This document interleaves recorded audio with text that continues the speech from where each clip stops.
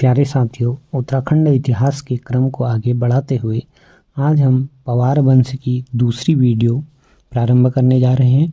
इससे पहले हमने विभिन्न वंशों के बारे में पढ़ा, चाहे वो कुणिंद वंश हो, कत्यूरी वंश हो, पौरव वंश हो या अन्य वंश जिन्होंने उत्तराखंड पर राज किया।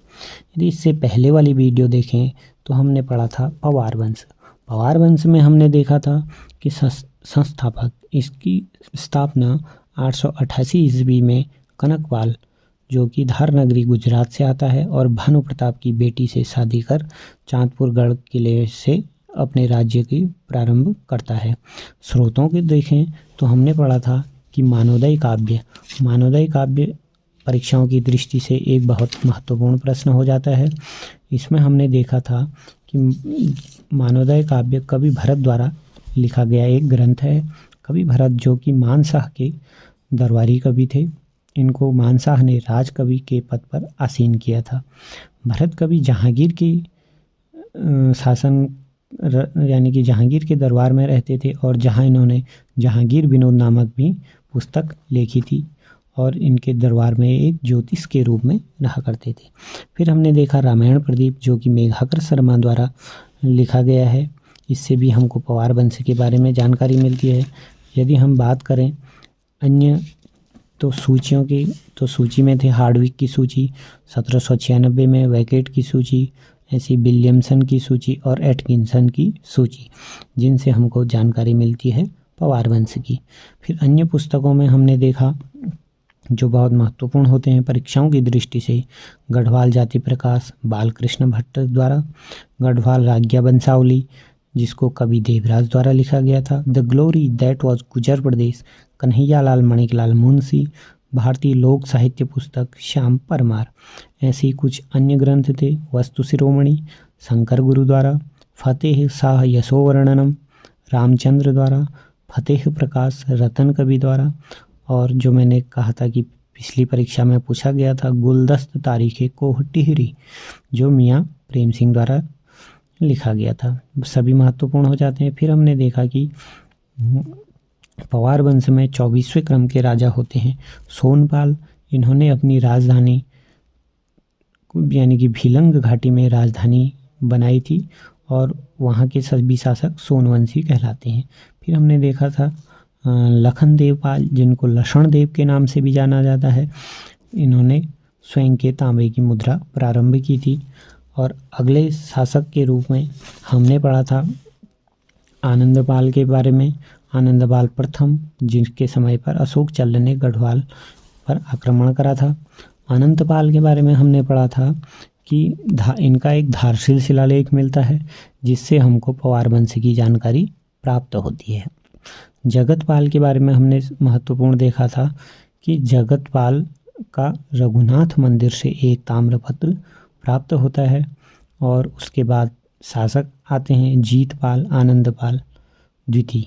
इस तरीके से क्रम 36 तक के राजाओं के बारे में हमने पहले पढ़ा था, और हमने साथ ही ये भी बताया था कि 1 से लेकर 36 तक के जो राजा थे, इनके शासनकाल को पवार वंश का अंधकार युग कहा जाता है।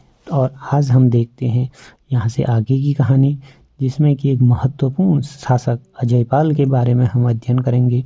अजयपाल वही शासक हैं जिन्होंने कि जिस प्रकार एक चिड़िया तिनका तिनका करके अपना घोंसला तैयार करती है, ऐसे ही इन्होंने एक एक गढ़ करके 52 गढ़ों को जीतकर एक विस्तृत साम्राज्य की स्थापना की थी।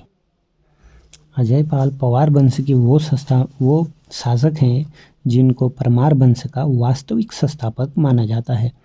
वैसे हम देखें तो पवार वंश की स्थापना की थी किन्होंने? कनकपाल ने। और अजयपाल को वास्तविक संस्थापक माना जाता है क्योंकि इन्होंने विभिन्न छोटे छोटे गढ़ों यानी कि उस समय के 52 गढ़ों को जीतकर एक विस्तृत साम्राज्य की स्थापना की।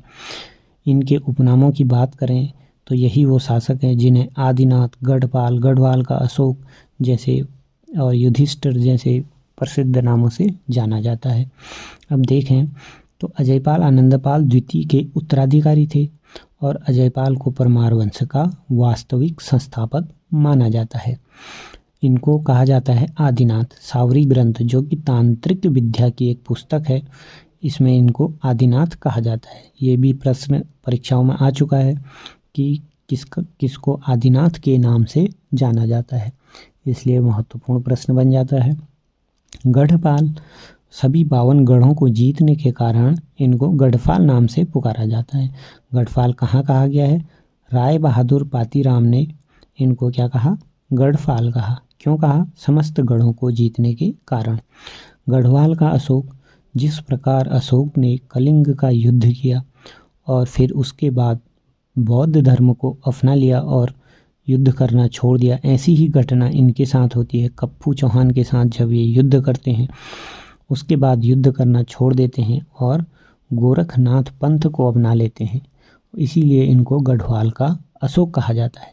अन्य नामों में हम देखें तो पूर्वादेव, गढ़वाल का नेपोलियन, दीप्तमान नक्षत्र राजा इनको कहा गया है। कवि भरत, जिनके बारे में हमने अभी पहले विस्तृत रूप से चर्चा की है, अपनी पुस्तक मानवोदय में अजयपाल की तुलना किससे की है इन्होंने? कृष्ण से, युधिष्ठिर से, भीम से, कुबेर से और इंद्र से। तो इस तरीके से इनके उपनामों से भी प्रश्न अधिकतर बन जाया करते हैं। जॉर्ज डब्ल्यू ब्रिग्स ने अजयपाल को गोरखनाथ संप्रदाय के एक पंथ का संस्थापक माना है। गोरखनाथ पंथ तो इन्होंने अपना ही लिया था। इनको गोरखनाथ का एक सिद्ध पुरुष भी कहा जाता है और जॉर्ज डब्ल्यू ब्रिग्स कहते हैं कि इन्होंने एक पंथ की स्थापना की थी। इनका गोत्र जो था शौनक गोत्र था। ठीक है। अब नवनाथ कथा तथा गौरक्ष सत्वांजलि ग्रंथ में अजयपाल को गोरखनाथ संप्रदाय के 84 सिद्धों में से एक सिद्ध माना गया है। यानी कि जो 84 सिद्ध हैं गोरखनाथ संप्रदाय के, उनमें से एक सिद्ध पुरुष इनको भी माना गया है। आदिनाथ भी इनको कहा गया है, गढ़वाल का अशोक भी इनको कहा गया है। अब ऐसा नहीं है कि इन्होंने 52 गढ़ों को ऐसे ही जीत लिया हो। ये पहले ही युद्ध में कीर्तिचंद से अपना युद्ध हार जाते हैं। अजयपाल व कीर्तिचंद के मध्य 1491 में एक युद्ध होता है जिसमें कीर्तिचंद की हार हो जाती है। एक कथा प्रचलित है कि उसके बाद ये लोहापगढ़ में भोलेनाथ की तपस्या करते हैं और भोलेनाथ ने भैरव के रूप में इनको दर्शन दिए तथा अपने कंधे पर उठाया और इनसे कहा कि चारों ओर देखो, जितनी एरिया पर तुम्हारी नज़र गई है उतने क्षेत्र में तुम राज कर सकते हो, ऐसा इनसे कहा गया और ये इनका हौसला बढ़ा। तो फिर अगले ही वर्ष इन्होंने 1492 में कीर्तिचंद से दोबारा युद्ध किया और जिसमें कीर्तिचंद की हार हो जाती है। ऐसा नहीं है कि 52 गढ़ों को इन्होंने आसानी से जीत लिया। इन गढ़ों को जीतने में भी इनको बहुत परेशानियों का सामना करना पड़ा। एक गढ़ था नागपुरगढ़, जहाँ के शासक थे नरवीर सिंह गोसाई। अब कहा जाता है कि इनके पास एक पारसमणि थी। वो पारसमणि लोहे को सोने में बदल देती थी, इसलिए वहाँ की जनता का तहे दिल से पूर्ण सहयोग था। किसको? नरसिंह गोसाई को। जिस गढ़ को अधिकार करने में इनको बहुत परेशानी का सामना करना पड़ता। इसी प्रकार कौलीगढ़, जहाँ का शासक जगड़ सिंह था, इसको जीतने में भी इनको बहुत परेशानी आई। यदि हम देखें गढ़वाल के दक्षिणी क्षेत्र, यानी कि जिसमें पौड़ी व टिहरी वाला एरिया आता है, वहाँ के असवाल गणपति को भी हराने में इनको बहुत परेशानी का सामना करना पड़ा। और कुछ गढ़ों को इन्होंने आसानी से जीत लिया और कुछ गढ़ ऐसे थे जिन्होंने स्वयं अपने को अजयपाल के अधीन स्वयं ही घोषित कर लिया। अधिकांश गढ़ों को जीतने के बाद क्या हुआ कि स्वयं को महाराजा घोषित करने के लिए इन्होंने श्रीनगर में एक महोत्सव का आयोजन करा। श्रीनगर में एक महोत्सव का आयोजन करते हैं और वहाँ पर ये सभी गणपतियों को बुलाते हैं और उनसे कहते हैं कि आप मेरी अधीनता स्वीकार कर लो। अधिकतर गणपति तो इनकी अधीनता स्वीकार कर लेते हैं, परंतु उप्पूगढ़ का जो कप्पू चौहान होता है, वहाँ का गणपति कप्पू चौहान है, वो इस बात को नहीं मानता है। उप्पूगढ़ कहाँ पड़ता है? टिहरी राज्य में पड़ता है। और उप्पूगढ़ का जो कप्पू चौहान था, उनके सेनापति का नाम था देवो। अब होता ये है कि जब प्रथम युद्ध होता है, जब युद्ध करने ये जाते हैं कप्पू चौहान, तो कप्पू चौहान की माता देबू से कहती है, यदि तुम हारने वाले हो या हार जाओ तो हमको बता देना, हम राज्य सहित स्वयं में आग लगा देंगे। तो युद्ध में अब कप्पू चौहान जो है वो चारों तरफ से अजयपाल की सेना से घिर जाता है। तो देबू सेनापति जो है वो मान लेता है कि अब तो हमारा यानी कि कप्पू चौहान का बचना मुश्किल है। तो वो सूचना भिजवा देता है उप्पूगढ़ में। जब उप्पूगढ़ में सूचना भिजवाता है तो वहाँ की सभी महिलाएं जौहर कर लेती हैं। संभवतः यह जो होगा गढ़वाल का जौहर की पहली घटना होगी। अब वहाँ जौहर कर लेते हैं, परंतु युद्ध में कप्पू चौहान जीत जाता है। जब वापस आता है तो वहाँ उसको राख के अलावा कुछ नहीं मिलता है, जिससे बहुत दुखी हो जाता है। और उसके पीछे पीछे अजयपाल भी वहाँ आते हैं। अजयपाल कहता है कि तुम मेरी पराधीनता स्वीकार कर लो, परंतु कप्पू चौहान पराधीनता स्वीकार करने से मना कर देता है।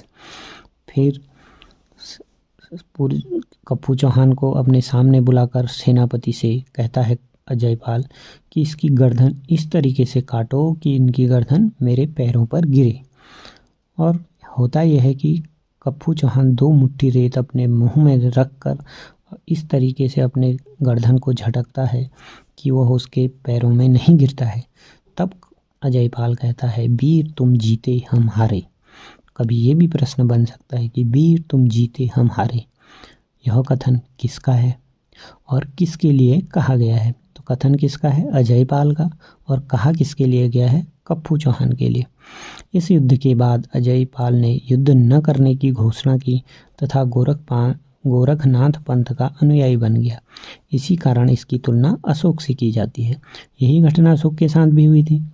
अशोक जो होता है जब कलिंग के साथ युद्ध करता है तो उसके बाद उस विभत्स घटना को देखकर युद्ध करना छोड़ देता है और बौद्ध धर्म अपना लेता है। इसी तरह से गोरखनाथ पंथ के अनुयायी बन जाते हैं, तो इनको गढ़वाल का अशोक कहा जाता है। राजधानी परिवर्तन देखें तो 1512 ईस्वी में अजयपाल ने अपनी राजधानी कहाँ परिवर्तित की? देवलगढ़ में बनाई और उसके बाद श्रीनगर में 1517 ईस्वी में बनाई। ये भी महत्वपूर्ण प्रश्न बन जाते हैं कि देवलगढ़ में कब बनाई? 1512 ईस्वी में और श्रीनगर में 1517 ईस्वी में। श्रीनगर जो है उसको गढ़वाल का दिल्ली भी कहा जाता है। जिस प्रकार दिल्ली में बार बार आक्रमण हुए और दिल्ली उजड़ी और फिर बनी, वही घटना श्रीनगर के साथ भी होती रही। इसलिए श्रीनगर को गढ़वाल का दिल्ली के रूप में जाना जाता है। बात करें अजयपाल के कार्यों के बारे में तो अजयपाल ने देवलगढ़ में एक राजभवन बनाया तथा उसमें कुलदेवी राजराजेश्वरी की स्थापना की। 1803 ईस्वी में जो भूकंप के कारण जो राजभवन क्या हो गया था? ध्वस्त हो गया था। अजयपाल ने सत्यनाथ भैरव गुफा, गौरजा मंदिर का जीर्णोद्धार कराया। इन्हीं धार्मिक कारणों के कारण इसे महात्मा भी कहा जाता है। तो अजयपाल के अनेक नाम हैं, जैसे आदिनाथ, गढ़वाल का अशोक, गढ़वाल, और यहाँ इसको क्या कहा गया? महात्मा की उपाधि भी इनको दी गई है। अजयपाल ने श्रीनगर में भव्य राजप्रसाद तथा कालिका देवी मठ का भी निर्माण कराया। अब सरोला ब्राह्मणों की प्रथा बहुत ही महत्वपूर्ण प्रश्न बन जाता है। गढ़वाल में अजयपाल ने प्रारंभ की थी। अब होता ये था कि उस समय ब्राह्मणों में ये प्रथा थी, ऊंच नीच वाली बहुत भावना थी। यदि उच्च कुल के जो ब्राह्मण होते थे वो निम्न जाति के, उनके हाथ का बना खाना नहीं खाते थे। तो उन्होंने क्या किया? कुछ ब्राह्मण ही नियुक्त कर दिए जो उच्च कुलीन थे और जिनके हाथ का बना खाना सभी खा लेते थे। तो सरोला ब्राह्मण की प्रथा खाने बनाने में भेदभाव को खत्म करने हेतु नियुक्त की गई थी। धूली पाथा का प्रचलन, अब इन्होंने उस समय पाथा प्रथा प्रचलित थी। अब अधिकांश लोग क्या करने लग गए? यदि किसी को कुछ देना है तो अपने घर में 2-2 पाथे रखने लग गए। जैसे किसी को कुछ देना है तो रख दिया माना 1.5 किलो का। अब किसी से लेना है तो उस पाथे से लेते थे जो उन्होंने 2 या 2.5 किलो का बनाया। तो इस तरीके से बेईमानी होती थी। तो इसलिए इन्होंने एक फिक्स पाथा प्रारंभ कर दिया जिसको कहा जाता है धूली पाथा प्रचलन। इसको धर्म पाथा भी कहा जाता है। यह माप तोल की एक इकाई थी जिसे अजयपाल ने अपने राज्य में लागू किया। और क्या किया इन्होंने, देवलगढ़ के विष्णु मंदिर के ठीक सामने अजयपाल की पद्मासन मुद्रा भी चित्रित है। तो कहाँ है इनकी, एक विष्णु मंदिर के देवलगढ़ में जो विष्णु मंदिर है उसके सामने वाली दीवार पर अजयपाल की एक पद्मासन वाली मुद्रा बनी हुई है। गढ़वाल की सीमाओं का निर्धारण अजयपाल ने किया। गढ़वाल पर आक्रमण करने वाला, यदि हम देखें गढ़वाल पर आक्रमण करने वाला प्रथम चंद शासक, यानी कि वह चंद शासक जिसने गढ़वाल पर आक्रमण करा वो कौन था, कीर्तिचंद। और कुमाऊं पर जिसने आक्रमण करा वो कौन था, अजयपाल। यानी कि यह पहली बार हुआ था जब किसी कुमाऊं और गढ़वाल के शासक में लड़ाई हुई हो। तो प्रथम कुमाऊं वाला शासक हो गया कीर्तिचंद और गढ़वाल वाला शासक हो गया अजयपाल। अब सेना के बारे में हम देखें तो अजयपाल ने सैनिकों के वेतन भूमि के रूप में दिया, यानी कि नगद वेतन न देकर भूमि के रूप में वेतन देना प्रारंभ करा। और इस भूमि को क्या कहा जाता था, यथेष्ट भूमि कहा जाता था।